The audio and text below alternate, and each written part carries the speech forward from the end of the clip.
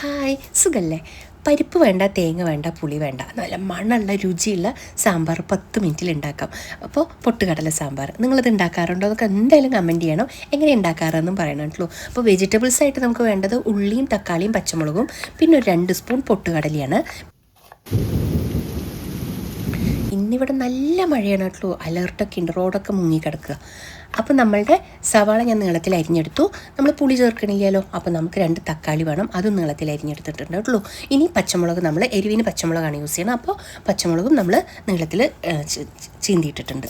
ഇനി നമുക്ക് കടുക് വറുക്കണം. അപ്പോൾ കടുകും മുളകും ഞാൻ എടുത്തിട്ടുണ്ട്. ഈ കടുകിൽ പകുതി കടുകാണ് ഞാൻ ഇപ്പോൾ പൊട്ടിക്കുള്ളൂ കേട്ടോ ഈ എണ്ണയിൽ.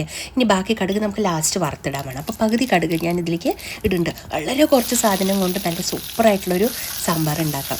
അപ്പോൾ നമ്മൾ ആ കടുക് പൊട്ടിയപ്പോൾ അതിലേക്ക് നമ്മൾ ഉള്ളി ഇട്ടു. ഉള്ളി ഇനി ഫ്രൈ ആവരുത്, ട്രാൻസ്പെറൻ്റ് ആയാൽ മതി. ഉള്ളി ഒന്ന് വെന്ത് കിട്ടിയാൽ മതി. ഇപ്പോൾ 2 മിനിറ്റ് ഒന്ന് വഴറ്റിയാൽ മതി. ഇനി നമുക്ക് അതിലേക്ക് പച്ചമുളക് ഇടണം, നമ്മുടെ തക്കാളി അരിഞ്ഞത്, ഇതും കൂടി ഒന്ന് നന്നായിട്ടൊന്ന് വഴറ്റണം. ഫ്രൈ ആവരുത്, ഒന്ന് വഴറ്റിയാൽ മതി. ഇപ്പോൾ ഒന്ന് പച്ചമുളക് പോകണം, ഒന്ന് വഴറ്റിയാൽ മതി, ഒരു മിനിറ്റൊക്കെ.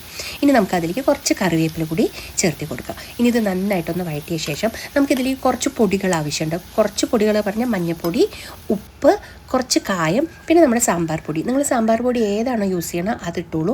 അതല്ല നമ്മൾ വീട്ടിൽ പൊടിച്ച് വെച്ച സാമ്പാറിന് അല്ല ആ സമയത്ത് അപ്പം തന്നെ പൊടിക്കുകയാണെന്നുണ്ടെങ്കിൽ ഇതിൽ മല്ലിയും മുളകും കായപ്പൊടിയൊക്കെ ഉലുവപ്പൊടിയൊക്കെ ഇട്ടാൽ മതി കേട്ടോ. അതല്ല സാമ്പാർ പൊടിയാണ് യൂസ് ചെയ്യണമെന്ന് വെച്ചാൽ 1 സ്പൂൺ സാമ്പാർ പൊടി. നിങ്ങളിങ്ങനെ ഉണ്ടാക്കാറുണ്ടെങ്കിൽ എന്തായാലും കമൻറ്റ് ചെയ്യണം കേട്ടോ. അപ്പോൾ ലൈക്ക് ചെയ്യാനും ഷെയർ ചെയ്യാനും സബ്സ്ക്രൈബ് ചെയ്യാനൊന്നും മറക്കരുതേ. ഹൈപ്പും ചെയ്ത് തരണം കേട്ടോ. ഇനി നമുക്ക് ആ വഴറ്റിയതിലേക്ക് നമ്മളുടെ ഈ പൊടികളെല്ലാം ചേർത്ത് കൊടുക്കാം.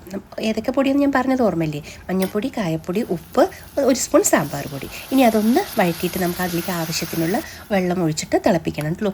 ഇത് നമ്മളിനി ചേർത്താൽ മതി പൊട്ടുകടലയാണ്, അപ്പോൾ അത് പെട്ടെന്ന് കുറുക്കി വരും. ഇതിലേക്ക് നല്ലോണം വെള്ളം ഒഴിച്ചിട്ട് തിളപ്പിച്ചോളൂ. ഇപ്പം തന്നെ ഞാൻ ആവശ്യത്തിനുള്ള ഉപ്പ് ഇട്ടിട്ടുണ്ട് കേട്ടോ. മഴ നിൽക്കണ ലക്ഷണമേ ഇല്ല, നല്ല മഴയാണ്. നമുക്കിതൊന്ന് അടച്ച് വെച്ചിട്ട് 2 മിനിറ്റ് അടച്ച് വെച്ച് വേവിക്കാം കേട്ടോ.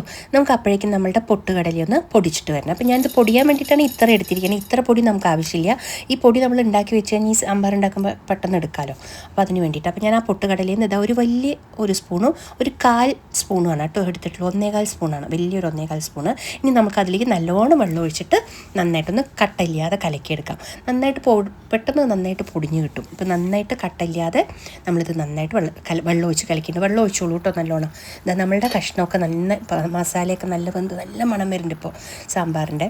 പിന്നെ നമുക്കതിലേക്ക് കലക്കി വെച്ചിട്ടുള്ള നമ്മളുടെ പൊട്ടുകടലയുടെ പൊടിയില്ലേ അത് ഇടാട്ടോ. പൊട്ടുകടല എന്ന് പറഞ്ഞാൽ നിങ്ങളുടെ ചില സ്ഥലത്ത് പൊരികടല എന്നും പറയില്ലേ അതിന്. ആ പൊരികടലയാണ് കേട്ടോ ഇത്. വറുക്കാണ്ട് പച്ചക്കാണ് കേട്ടോ പൊടിച്ചത്. ഇനി നമുക്കതിലേക്ക് ആ പൊട്ടുകടലയും കൂടി ചേർത്തി. ഉപ്പ് കുറച്ച് കുറവുണ്ട് തോന്നി, അപ്പോൾ ഞാൻ കുറച്ചുകൂടി ഉപ്പ് ചേർത്തി കൊടുത്തിട്ടുണ്ട് കേട്ടോ. വേറൊന്നും ചേർത്തിയിട്ടില്ല അതിൽ. ഇനി ഇതെല്ലാം കൂടെ നന്നായിട്ടൊന്ന് തിളച്ച് കുറുകി വരുമ്പോൾ ഇതിൻ്റെ മണം ഒക്കെ നമ്മുടെ സാമ്പാറിൻ്റെ സെയിമാണ്, ടേസ്റ്റും സെയിമാണ്. പരിപ്പിൻ്റെ തേങ്ങയുടെ ഒരു കുറവും നമുക്ക് മനസ്സിലാവുകയില്ല അത് കഴിച്ചു കഴിഞ്ഞാൽ. അപ്പോൾ ഇഡ്ലിക്കും ദോശയ്ക്കും ഒക്കെ ഉണ്ടാക്കാൻ പറ്റിയ ഒരു സാമ്പാറാണ്. വെറും 10 മിനിറ്റ് മതി ഇത് ഉണ്ടാക്കാൻ. അപ്പോൾ ഞാനിതിൽ കുറച്ച് കൊത്തമല്ലിയുടെ തല കൂടി നുള്ളിയിട്ടിട്ടുണ്ട് കേട്ടോ. നമ്മളിനി ആദ്യം എടുത്തു വെച്ച കടുകിൽ ആ കടുകിൻ്റെ ബാക്കിയും മുളകും കൂടി നമുക്ക് ഒരിത്തിരി എണ്ണയിൽ ഒന്ന് വറുത്തിട്ട് ഇതിൻ്റെ മുകളിലേക്ക് കൊട്ടിക്കൊടുക്കാം കേട്ടോ. അഥവാ ഈ വറുത്തിട്ടിട്ടില്ലെങ്കിലും കുഴപ്പമൊന്നുമില്ല. അപ്പോൾ ഇതാ നമ്മളുടെ കറിയിലേക്ക് ഞാൻ ആ കടുക് കൂടി വറുത്തിട്ട് ഇട്ടിട്ടുണ്ട്. അപ്പോൾ നമ്മുടെ ശരിക്കും നമ്മുടെ സാമ്പാർ പോലെ തന്നെ ഇരിക്കും. എന്നാലും പരിപ്പൊന്നും ചേർത്തേണ്ട, നമ്മുടെ തേങ്ങയും ചേർത്തേണ്ട, വേഗമാവുകയും ചെയ്യും. അപ്പോൾ ഞാൻ ഇന്ന് ഇതാ നമ്മുടെ ചെറിയ മിനി ഇഡ്ഡലിയിൽ എന്താ അതിന് പറയുക, ബട്ടൺ ഇഡ്ഡലി എന്നും പറയും അല്ലേ, ഈ ഇഡ്ഡലിയുടെ കൂടിയാണ് കേട്ടോ. അപ്പോൾ ഇത് നമുക്ക് ഈ ഇഡ്ഡലി കൂടി എടുത്തിട്ട് ഈ സാമ്പാർ നിറച്ചൊഴിച്ചിട്ട് ഈ ഇഡ്ഡലി കഴിച്ചു നോക്കും. അപ്പോൾ ദോശയ്ക്കും ഇഡ്ഡലിക്കൊക്കെ ബെസ്റ്റ് സാമ്പാറാണ്. നമ്മുടെ ദോശ ഇഡ്ഡലിയൊക്കെ ഉണ്ടാക്കണ നേരം കൊണ്ട് നമ്മുടെ സാമ്പാർ റെഡിയാവും. അതാണ് ഈ സാമ്പാറിൻ്റെ ഒരു സ്പെഷ്യൽ കേട്ടോ, പൊട്ടുകടല സാമ്പാർ. നിങ്ങൾക്ക് ഇഷ്ടമായോ? നിങ്ങൾ ഉണ്ടാക്കാറുണ്ടോ? നിങ്ങൾക്കിത് ഇഷ്ടമാണോ എന്നൊക്കെ കമൻറ്റ് ചെയ്യണം.